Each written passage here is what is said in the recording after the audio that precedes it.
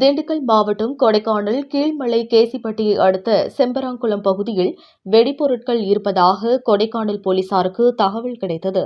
இதனையடுத்து இந்த பகுதியில் சோதனை நடவடிக்கையில் போலீசார் ஈடுபட்டனர்.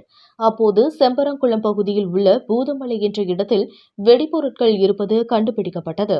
ஜெலாட்டின் குச்சிகள், டெட்டனேட்டர்கள் உள்ளிட்ட பொருட்கள் கண்டுபிடிக்கப்பட்டது.